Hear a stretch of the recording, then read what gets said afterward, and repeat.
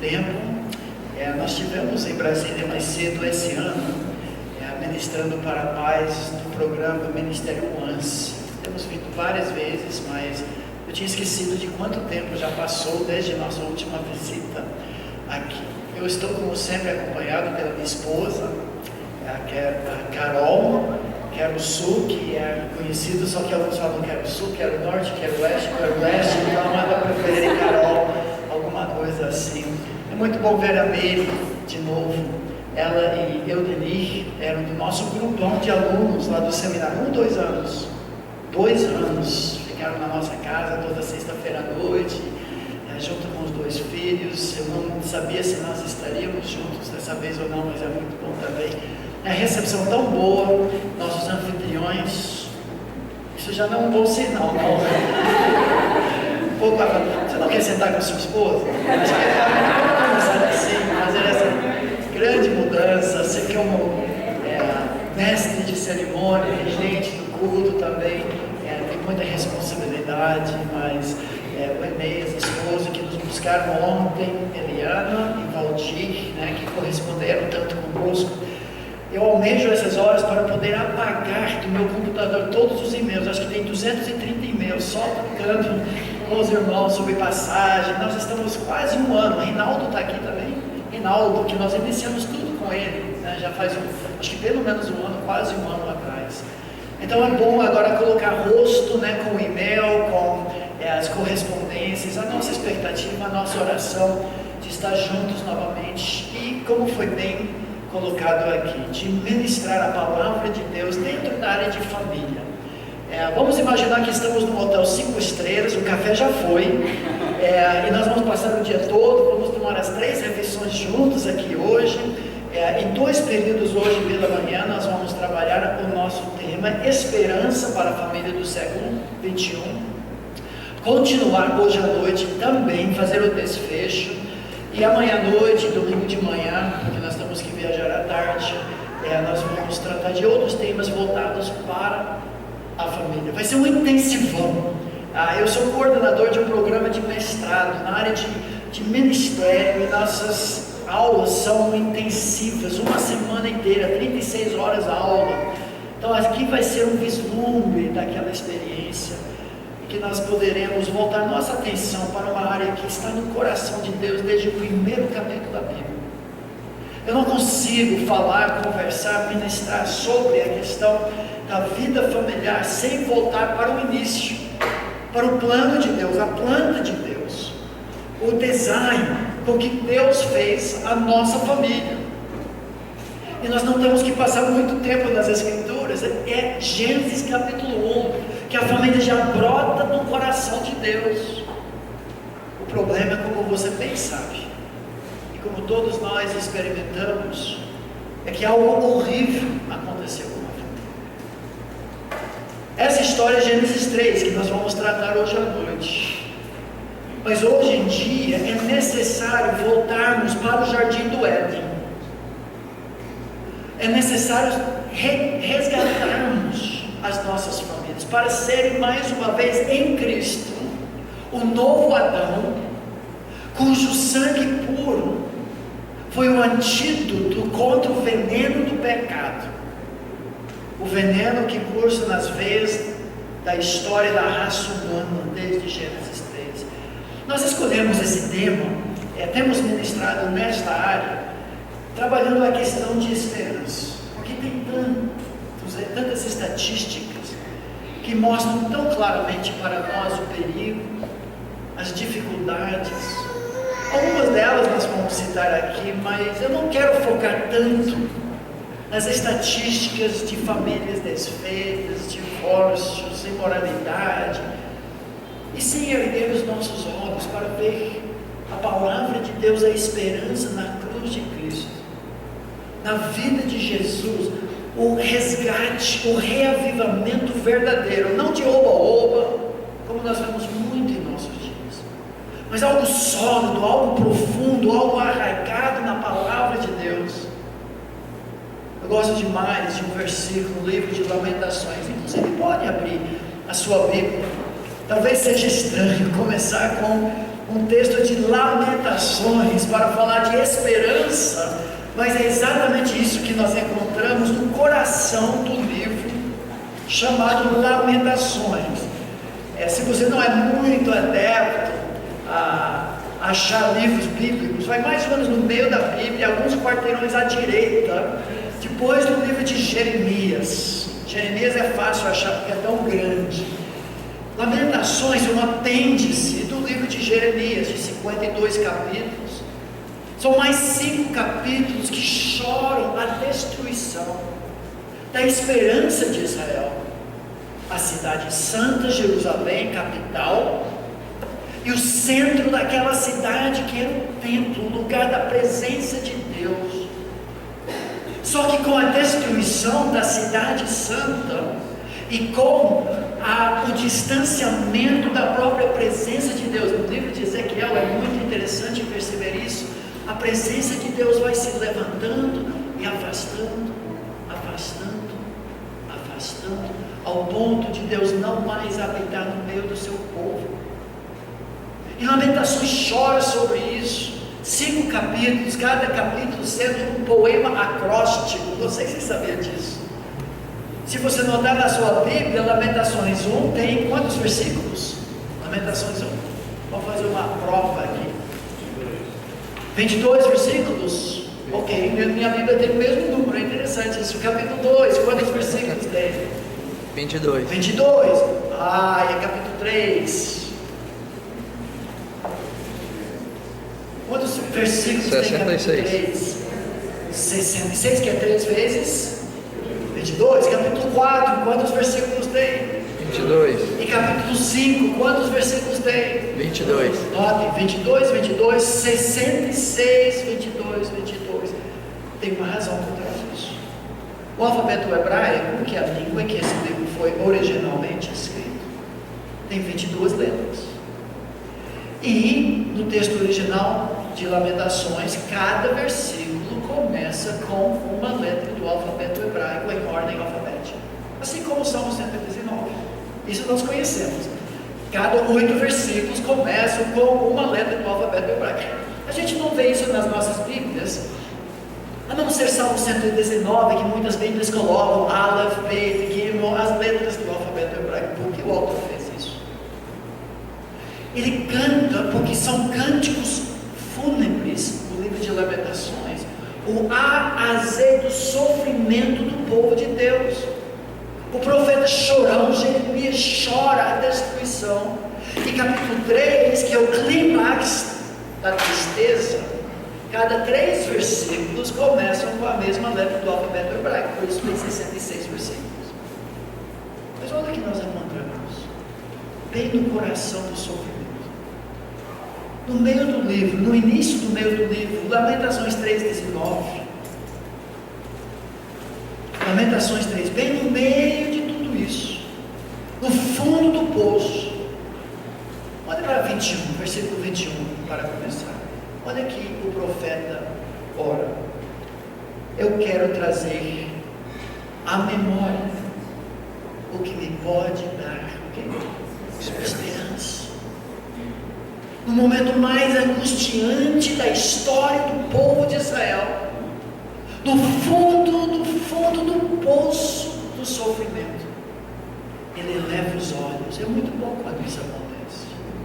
Deus nos ama tanto que Ele não permite que nós continuemos na nossa arrogância, autossuficiência, complacência, indiferença, apatia, letargia. Ele nos acorda e às vezes nos leva até o fundo do poço, em que o único lugar para olhar é para cima. O profeta faz isso: eu quero, Deus, eu quero ter esperança novamente. O que pode me dar esperança? Versículo 22. Olha na sua Bíblia. A resposta às misericórdias do Senhor são a causa de não sermos consumidos. A ideia por completo, já era muito ruim a situação. A razão, porque as suas misericórdias não têm fim. Muito engraçado essa declaração no coração desse livro acróstico do sofrimento do povo de Deus, porque ele afirma: o alfabeto tem fim. O sofrimento tem fim, mas as misericórdias não. Nos lembra do livro de Romanos, onde o pecado abundou. Romanos 3, Gênesis 3 vai nos ensinar isso. O que diz 5:20, superabundou a graça de Deus. Quer dizer, o pecado tem fim, mas a graça não. Graça sempre triunfa sobre o pecado. Amém. As misericórdias não têm fim, o alfabeto tem. Por isso é interessante, capítulo 5 não é mais um cântico fúnebre. Os 22 versículos, estranhamente, de Lamentações, não são em ordem alfabética. Ou seja, não é mais um poema acróstico. De repente, capítulo 4 para. Ainda tem 22 versículos. Parece que o autor está mostrando alguma coisa. O sofrimento chegou ao fim. Agora começa a graça. Interessante. Mesmo em Gênesis, onde nós encontramos a tragédia do pecado, cada capítulo de Gênesis, a partir de 3, termina com graça. A graça do filho da mulher, semente que esmagará a cabeça do traidor diabo. Capítulo 4, apesar da linhagem de Caim tão pervertida, a linhagem de Sete começou a declarar, proclamar o nome do Senhor, o caráter de Deus, evangelismo e adoração de mãos dadas. Capítulo 5, nós passamos pelo cemitério de morreu, cumprindo aquela ameaça, promessa que Deus fez para Adão. Todos morreram, mas Enoque, andou com Deus. Em meio ao culto fúnebre, assim como o livro de Lamentações, nós ouvimos uma melodia de esperança. Capítulo 6, multiplicação de maldade, de violência, de corrupção, de crime. Mas Noé achou graça aos olhos do Senhor. Onde o pecado abundou, superabundou a graça. Tem uma história que eu gosto muito. O autor Dennis Green, em seu livro Ministério com Famílias do século XXI, conta essa história. Para iniciar o livro, eu gostei demais. Chama-se O Milagre de Dunkerque, da Segunda Guerra Mundial. O ano foi 1940. No dia 20 de maio daquele ano, o Blitzkrieg alemão, com seus tanques Panzer, sem nenhum aviso prévio, haviam atacado os Países Baixos lá da Europa. Numa questão de 5, 6 dias, caíram Bélgica, Holanda e 2/3 da França. Ninguém esperava isso, achavam que seria paz em nosso tempo, paz com o mundo. Não foi nada disso. Hitler já há anos estava preparando sua máquina de guerra e varreu esses 3 países praticamente do mapa. Inglaterra havia enviado, junto com Bélgica, várias tropas para ajudar os franceses, evitar que toda a Europa caísse numa questão de 2, 3 semanas. As tropas francesas, britânicas e alguns poucos bélgicos conseguiram impedir o avanço até o porto chamado Dunkerque. Os tanques alemães, exaustos depois de tanta guerra em poucos dias, encontravam-se a uma distância de 15 quilômetros desse porto, que ficava no sul da França, ao lado do canal inglês. Uma distância agora separando talvez de 30 quilômetros França e a Inglaterra. O número de não menos de 340 mil jovens, meninos de 16, 17, 18, 19 anos de idade, fazendo de tudo para proteger suas famílias, para evitar esse avanço.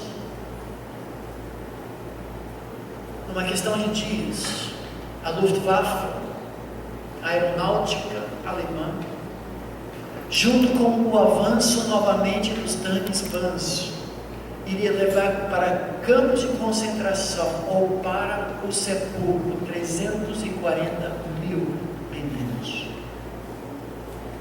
Winston Churchill, primeiro-ministro, sempre otimista, olhando para a sua marinha, as tropas, calculou que no máximo eles poderiam resgatar talvez 40 mil soldados antes do massacre.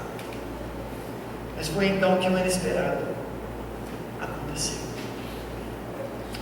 Pais e mães ingleses do outro lado do canal inglês, que não estavam dispostos a ver seus meninos, seus jovens, seus filhos morrerem nas praias de Dunkerque, sem internet, sem Facebook, sem nenhuma outra mídia social.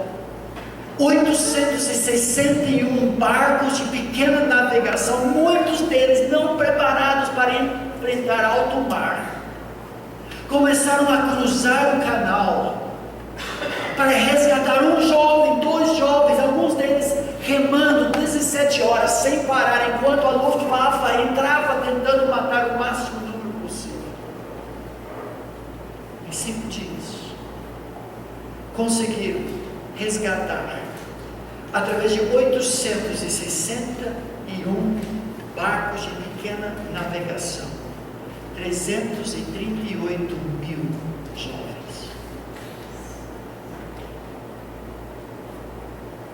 Uma vida de cada vez, um barquinho de cada vez, uma viagem, segunda viagem, alguns fazendo 3 ou 4 viagens de 17 horas para ir e voltar. Muitas vidas foram resgatadas. Talvez a guerra fosse ganha naquele momento, porque o massacre talvez poderia ter terminado a guerra antes de ter começado em toda a Europa, teria ficado debaixo do Hitler e da sua ditadoria. O que tem a ver com a família de hoje? Nós estamos precisando de um outro reavivamento, mas não do tipo que muitas pessoas estão achando. Em massa, grandes campanhas, parece que não vai ser assim. E biblicamente, reavivamento verdadeiro não é assim. Nós entendemos à luz das Escrituras que Deus está no negócio de resgatar vidas e famílias, uma família de cada vez. Temos que pensar no reavivamento a partir da nossa sala de estar, no verdadeiro eu, onde eu sou quem eu sou na minha casa. Nós veremos mais adiante que a prova disso é o livro de Efésios, quando Paulo fala: enchei-vos do Espírito, não vos embriagueis com vinho, mas enchei-vos do Espírito. E ele dá as evidências disso principalmente, sabe onde? No lar.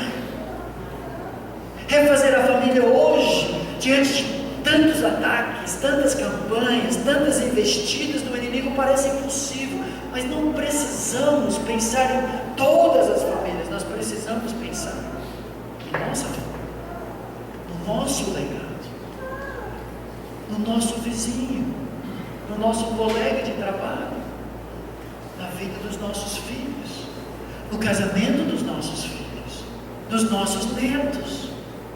Talvez pensar menor para alcançar maior. Se a fé cristã há de funcionar, tem que funcionar em casa. A Bíblia é muito clara quanto a isso. O lar é o lugar onde nós somos o que nós somos. É muito fácil, realmente é fácil mesmo, eu ficar aqui na frente, ministrar para os irmãos. Eu posso fingir qualquer coisa.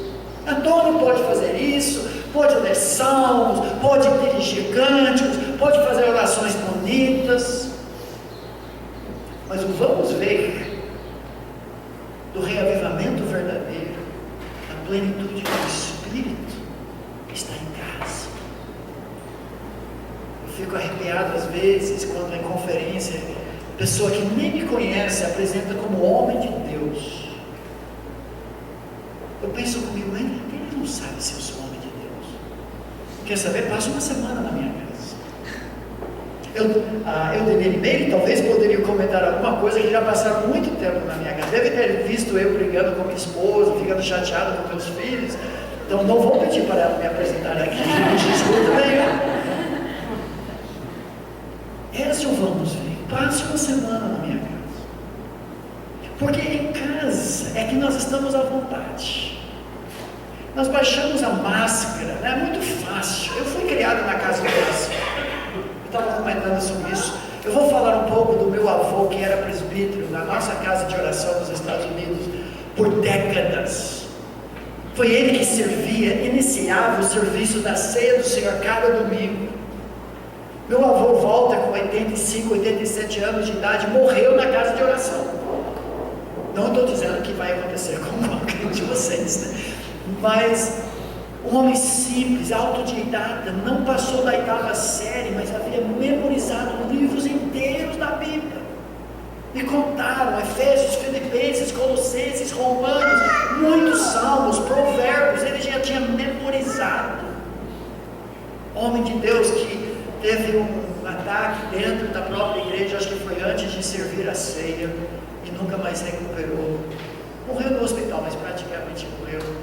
Essa é uma herança que a gente tem, mas não é só na igreja que se vê espiritualidade, é em casa, onde nós somos quem nós somos, ficamos à vontade, não tememos o que as outras pessoas vão pensar a nosso respeito, como nós projetamos a nossa imagem na igreja. Eu quero que a minha esposa chegue aqui porque ela vai me ajudar em algumas aplicações, mas principalmente para apresentar a nossa família. Nós temos alguns filhos, poucos. Talvez nós temos 6 filhos, aqui são alguns deles já criados, mas aqui são eles junto com os seus cônjuges. Pode apresentar só para vocês conhecerem um pouco mais a nossa realidade de vida. Bom dia. Bom dia. Nosso filho mais velho, Davi, também, casado com a Adriana, ele é pastor de adolescentes na nossa igreja lá em Atibaia, e eles têm 2 filhos, a Lina e o Andrew. A nossa filha Michele, casada com o Ben, tem 3 filhos, o Davi, Tiaguinho e Natália, e eles mudaram faz 1 mês e meio, voltaram para o Brasil, eles fizeram faculdade nos Estados Unidos, se conheceram lá, mas o nosso genro foi criado no Brasil, os pais dele são missionários em Salvador, mas eles se conheceram nos Estados Unidos e mudaram agora recentemente para o Brasil, então é muito bom ter os netos mais próximos. O Daniel é o terceiro, ele é casado com a Rachel, tem uma filhinha Lindsay. O Daniel trabalha na aeronáutica americana e agora atualmente está na Itália, numa base lá, ficará lá por uns 3 anos. A nossa filha adotiva Juliana, nós adotamos a Julie quando ela tinha 10 anos já. Nós já tínhamos os nossos 5 e daí pegamos a Julie. Ela é casada com o Júnior, casou em fevereiro e está esperando o primeiro filho deles, que deve nascer em março.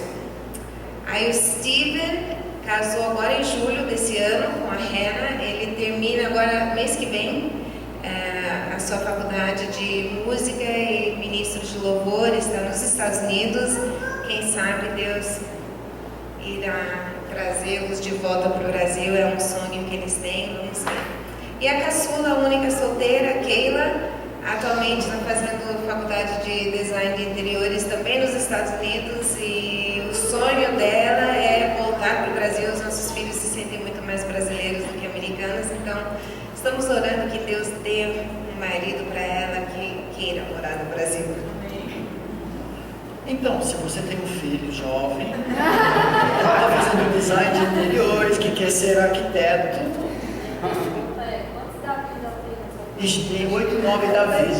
A gente escreve um livro, sempre com ideias criativas para isso, aquilo, outra coisa. Só que na hora de fazer nome dos filhos, não tem criatividade nenhuma, é tudo igual. Mas fale comigo, você tem um filho que quer ser arquiteto mesmo?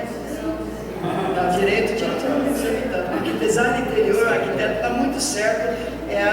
Esse ele quer casar daqui a 20, 30 anos, então fale comigo. Alguma coisa aqui. Nosso prazer agora é sermos avós. Temos 6 netos e um 7º para chegar em março. Todos com menos de 4 anos. avançar de idade. Muito do que nós temos feito em termos da família é apenas sobrevivência nossa. Criar 6 filhos no Brasil, nesses últimos 30 anos, nada fácil. Em todos os sentidos.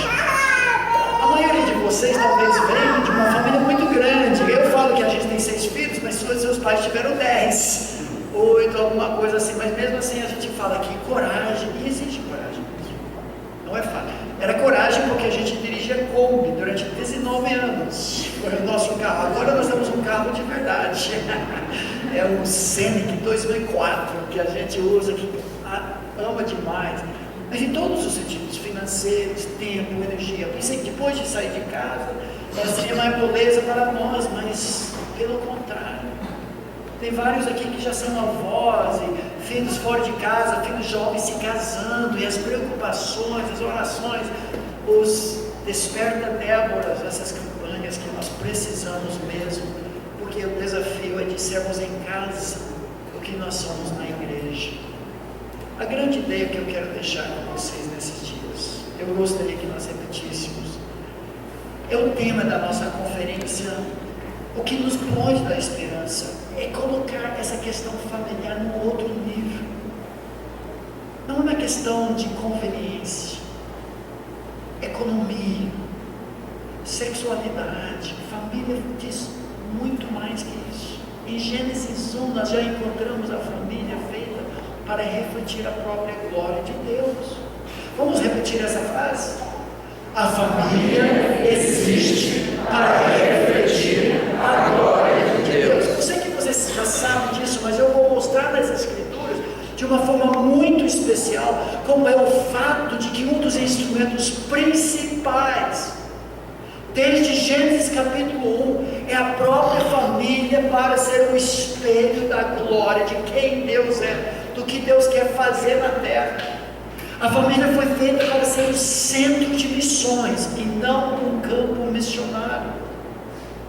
Os nossos filhos chegam para nós treinarmos, levarmos a Cristo, esculpirmos, justamente para conduzir até a cruz e enviar até os confins da terra. O problema, como já comentamos, é que a família também está no alvo de Satanás. Vamos ler juntos 1 Pedro 5,8, uma alerta não somente sobre a família, mas em todas as áreas, mas não vamos esquecer de que temos um inimigo. Juntos, leia junto comigo o texto projetado aqui. Sede sóbrios e vigilantes, o diabo, vosso adversário, anda em derredor, como leão que ruge, procurando alguém para devorar. 1 Pedro 5,8.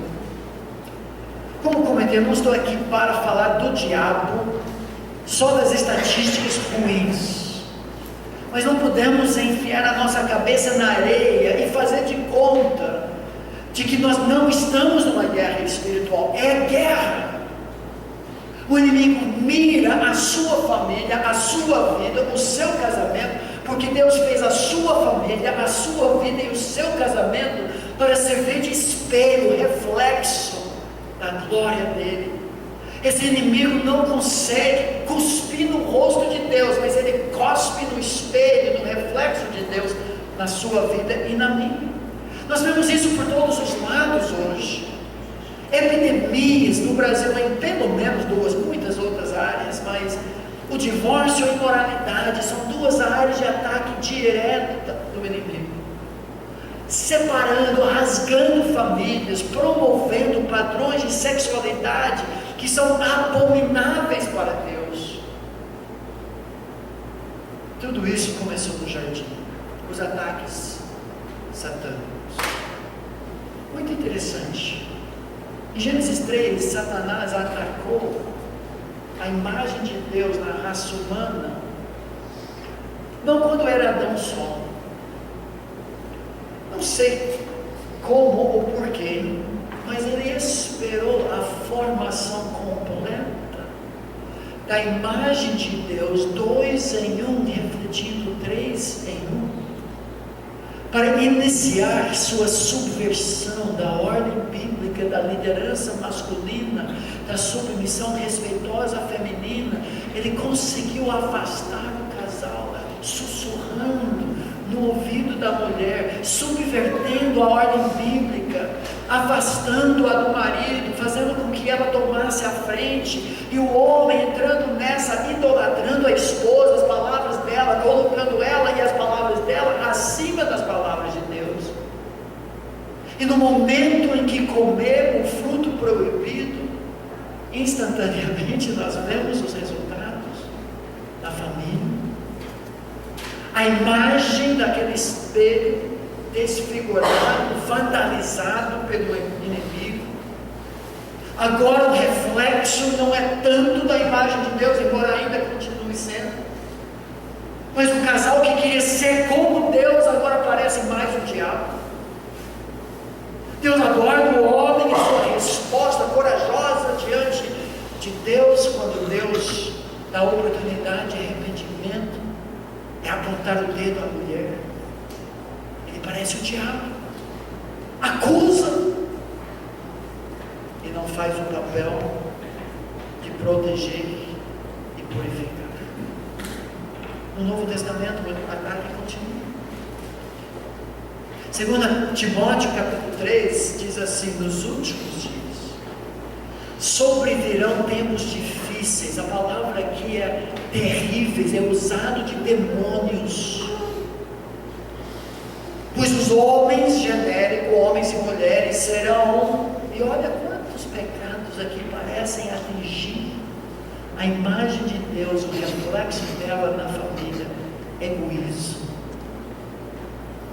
Recentemente nós vimos no Facebook uma declaração, um depoimento de alguém que falou: casamento não é para mim. Um homem casado. Chocante, mas quando você lê o artigo, descobre o sentido: casamento não é para mim. Casamento não é para minha esposa. Casamento é para Deus. Eu não me caso para satisfazer, realizar meus desejos, meus sonhos. Nós nos casamos para ser o maior e melhor reflexo da glória de Deus. O egoísmo é o primeiro item mencionado que mina esse propósito. Avarentos. Salmo 127 diz: se o Senhor não edificar a casa, em vão trabalham os que a constroem. Inútil vos será levantar de madrugada, repousar tarde, comer o pão que penosamente granjeastes aos seus amados, ele dá sono. A avareza faz com que construamos casas enormes sem lar. Avareza, jactanciosos, arrogantes, blasfemadores, desobedientes aos pais.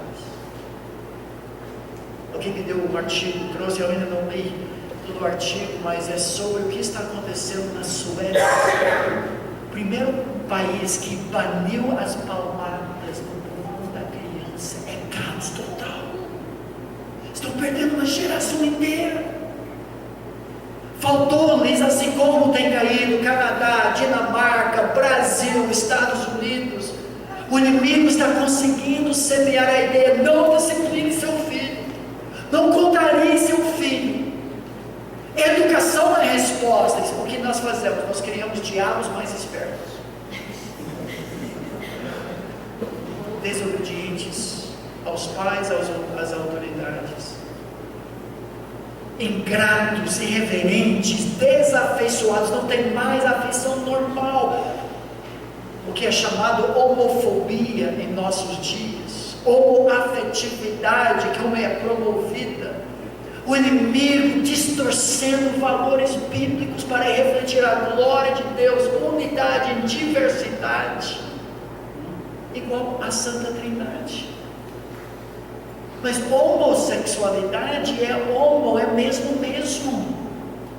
Não reflete essa ideia de distinção, diferença. Hoje tudo é unissex. E desabam as paredes de separação que existem para refletir a glória de Deus. Falta de afetividade normal, desafeiçoados, implacáveis, nunca vou te perdoar. Vamos falar sobre sobre isso amanhã à noite, o perdão do lar. Caluniadores, começou no jardim, sem domínio de si, crueldade, espancamento de crianças, homens batendo na esposa, o homem que foi chamado por Deus para ser maior protetor. Maior tragédia é quando o homem protetor bate, maltrata a própria esposa. Como deve destruir o espírito dela? Inimigos do bem, traidores. 1/3 dos homens brasileiros já traiu sua esposa. E o mundo chega perto disso das mulheres também. Atrevidos, enfatuados, antes amigos dos prazeres do que amigos de Deus. Eles vão para a igreja, eles são espirituais, vão para o centro do espírito, tem forma de piedade, mas não tem nenhum poder. As igrejas são assim, de pessoas desse jeito, atingidos pelas flechas inflamadas do inferno, adotando os padrões do mundo, e suas famílias refletem exatamente isso. Não é de esperar que nosso casamento será diferente, perfeito, que isso não existe, você sabe disso, e nós seríamos os maiores hipócritas de projetar qualquer outra imagem. Nossa família também foi atingida pelas flechas inflamadas do diabo. Nós temos as nossas lutas com nossos filhos, quando eram adolescentes, quando eram crianças. Eu vejo agora os meus netos em casa, os 3, e a natureza pecaminosa, o veneno do pecado do Éden, em crianças que sabem que vão apanhar, mas desobedecem mesmo assim, pedem isso, a natureza pecaminosa. Então nosso casamento não vai ser perfeito, mas tem esperança de ser perdoado, de sermos perdoadores, de sabermos como viver como porco-espinhos na mesma toca. Claro que damos as alfinetadas de vez em quando, mas podemos aprender a lidar com isso. Só para animar os irmãos aqui, deixa eu passar um pequeno filme. Falo que não há nenhum casamento perfeito, e essa ilustração, esse filme ilustra essa mesma ideia. Eu falo isso para os jovens quando nós ajudamos os casamentos. Não espere que a cerimônia de casamento sua será perfeito, porque sempre tem alguma coisa. Isso é para contar história para seu neto. Curta a sua cerimônia de casamento como essas aqui.